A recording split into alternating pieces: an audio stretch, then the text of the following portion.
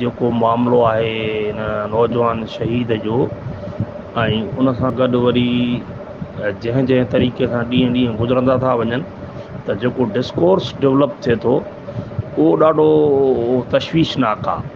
हाणे हिते civil society ऐं ग़ैर सियासी माण्हू जेको नुक़्ते नज़र रखनि था उहो बजाए उन जेके माण्हू मुलविस आहिनि उन्हनि जा नाला खणण जे बजाए वरी बि उन मुख़ालिफ़ क़बीले जो नालो खयो थो वञे। उन मुख़ालिफ़ क़बीले जे माण्हुनि खे जेको थो टारगेट कयो थो वञे, इहो इंतिहाई ख़तरनाक आहे। इहो ॼण ईअं थो लॻे त पढ़ियल लिखियल माण्हू जेको आहे उहो वरी हिन क़बाइली सिस्टम खे पंहिंजी लिखे पढ़ियल हुजण वारी हैसियत में वरी हुन क़बीले खे हिट थो करे। इहो ईअं थो लॻे ॼण असीं सभई लिखिया पढ़िया माण्हू वरी क़बाइलियत वारे उन चकर में फासूं था। इन जे करे असांखे तमामु मुहतात तरीक़े सां पंहिंजी सियासत वारे नज़रिए ऐं फ़िक्र खे नज़र में रखी इन्हनि शयुनि खे कंडेम करणु खपे। ऐं वतन दोस्त डॉक्ट्राइन खां अलावा जेको बि नुक़्ते नज़र डेवलप थिए थो उहो इंतिहाई ख़तरनाक नुक़्ते नज़र डेवलप थिए थो। शयुनि खे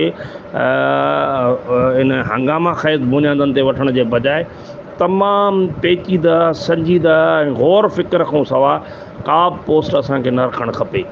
इहा तमामु वॾी हिकिड़ी सोच वीचार वारो अमल आहे जंहिंखे नज़र में रखो त मां सम्झां थो त उहो बहितरु थींदो। छो त हिकिड़े माण्हू हिन महिल बजाए उन्हनि कल्पर्ट्स खे या उहे जेके मुलविस माण्हू आहिनि उन्हनि खे हिट करण जे बजाए हिकिड़े माण्हू पोस्ट रखी आहे त बाबा इहे सुंदराणनि जे फलाणे माण्हू खे फलाणनि माण्हुनि खे सुंदराणनि जो फलाणा माण्हू सुंदराणी जेके आहिनि उहे हीअं आहिनि उहे अहिड़ा आहिनि। यार इन्हनि शयुनि खां बाज़ अचो त वञी चओ त जेको बि माण्हू आहे उहो इन में मुलविस आहे उनखे कानून जे कटहड़ में अचणु खपे। ऐं वतन दोस्त माण्हुनि खे इन क़बाइलियत जे पुठियों जेके स्टेट फंक्शनरीज़ आहिनि उन्हनि खे कंडेम करणु खपे।